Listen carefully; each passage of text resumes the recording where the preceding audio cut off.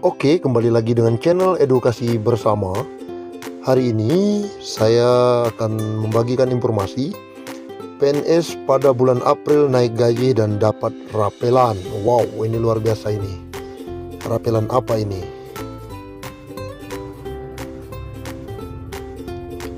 Kabar gembira, kali ini akan dirasakan oleh para PNS di seluruh Indonesia. Tanpa terkecuali Kota Banjar pun ikut merasakan imbas dari PP nomor 15 tahun 2019 tentang perubahan ke-18 atas peraturan pemerintah nomor 7 tahun 1977 tentang peraturan gaji pegawai negeri sipil. Pada bulan April mendatang akan ada kenaikan gaji senilai 5% bagi seluruh pegawai negeri sipil. Kepala Bidang Pembendaharaan di BPPKAD Riani Dwi Setianingrum didampingi Kepala Badan Anggaran Asep Maulana menuturkan, jika kenaikan gaji tersebut akan dihitung per bulan pada Januari, meski suratnya baru ada bulan Maret sekarang. Ya, ada kenaikan gaji sebesar 5%. Awal April kita rapelkan dari bulan Januari, Februari, dan Maret, ungkap Riani. Gaji yang akan digelontorkan lewat dana alokasi umum atau DAU tersebut tentunya ada kenaikan. Anggaran di tahun termasuk gaji ke-13, gaji ke-14 CPNS 2019 sebesar 162 triliun. Sedangkan untuk penggajian kotor bulan Maret belum termasuk kenaikan 5%. Bagi 2.529 pegawai negeri sipil, sementara pada bulan April nanti anggaran yang dikeluarkan Pemkot dari dana DAU untuk penggajian pegawai setelah dinaikkan 5% menjadi sebesar 11 miliar 516 juta sekian untuk 2.523 pegawai, imbu Asep. Pengurangan jatah jumlah pegawai sendiri diutarakan Asep karena adanya penambahan jumlah pensiun yang ada di pemerintah kota. Tepatnya pada bulan April mendatang ada sebagian dari PNS yang sudah pensiun, jadi jumlah pegawai berkurang. Tetapi haknya yang 5% dari gaji tersebut akan diberikan, tambahnya. Dalam periode 1 tahun ini, pemerintah kota kini harus mengeluarkan sebesar 7 miliar 768 juta sekian. Namun hal tersebut tidak mempengaruhi anggaran, karena dalam penganggarannya selalu disisipkan dana tidak terduga. Jadi tidak akan ada defisit anggaran. Insya Allah tidak ada defisit, karena kita memiliki anggaran ekris sebesar 2,5% dari jumlah belanja pegawai untuk gaji pokok, tunjangan, untuk penganggaran belanja pegawai, untuk kebutuhan kenaikan gaji berkala, kenaikan pangkat, tunjangan keluarga, dan mutasi pegawai, ujar Asep kepada wartawan. Seperti yang diketahui, untuk golongan 1 yang awal masuk PNS gajinya sebesar Rp1.560.800, berbeda dengan golongan 1A yang sudah masa kerjanya 10 tahun sebesar Rp1.822.600.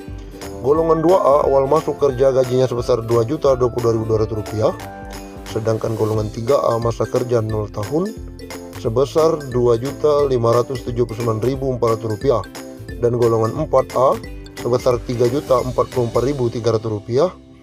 Setiap golongan memang berbeda-beda gajinya, dihitung kelasnya dan masa bakti bekerja sebagai PNS, pungkasnya.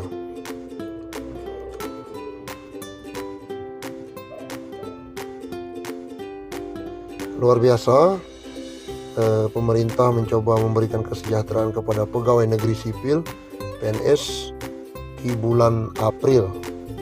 Ikuti terus channel kami akan membagikan informasi. Terus subscribe, karena subscribe gratis. Terima kasih.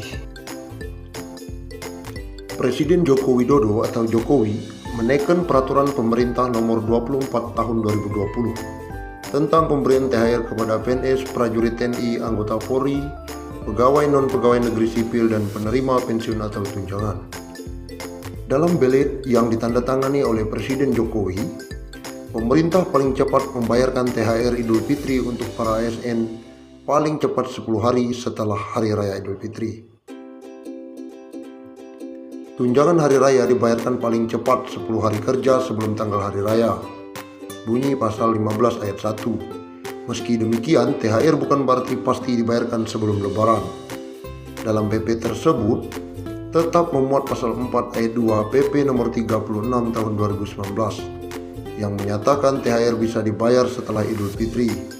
Ketentuan tersebut dimuat dalam pasal 15 ayat 2 di PP nomor 24 tahun 2020. Dalam hal tunjangan hari raya sebagaimana dimaksud pada ayat 1 belum dapat dibayarkan. Tunjangan hari raya dapat dibayarkan setelah tanggal hari raya bunyi pasal itu. Selain itu, PP 24 tahun 2020 juga memasukkan calon ASN sebagai penerima THR. Selain mengatur penerimaan untuk ASN, TNI Polri maupun penerima pensiunan.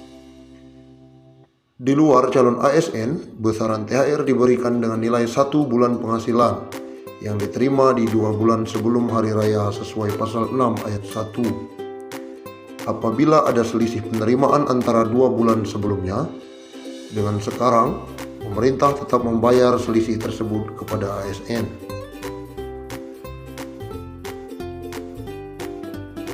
Khusus calon ASN, mereka hanya mendapatkan 80% dari gaji pokok PNS, tunjangan keluarga dan tunjangan jabatan atau tunjangan umum. Pemerintah memutuskan untuk kembali memperpanjang pelaksanaan kebijakan aparatur sipil negara bekerja dari rumah. Kebijakan ini sebagai respon atas upaya pencegahan perluasan penyebaran virus corona atau COVID-19. Hal ini tertuang dalam Surat Edaran Menteri Pendayagunaan Aparatur Negara dan Reformasi Birokrasi Nomor 54 Tahun 2020 tentang perubahan ketiga atas Surat Edaran Menteri Pan-RB Nomor 19 Tahun 2020. Surat tersebut berisi tentang penyesuaian sistem kerja ASN dalam upaya pencegahan penyebaran COVID-19 di lingkungan instansi pemerintah. Diperpanjang hingga 29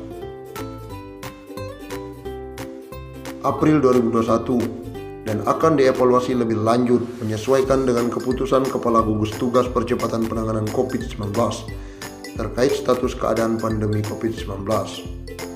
Atmaji mengatakan di dalam surat edaran Menteri Pan-RB tersebut dijelaskan bahwa pelaksanaan work from home dilakukan di rumah atau di tempat tinggal di mana pegawai ASN tersebut ditempatkan atau ditugaskan pada instansi pemerintah. Melalui surat edaran tersebut, diberitahukan pula agar pejabat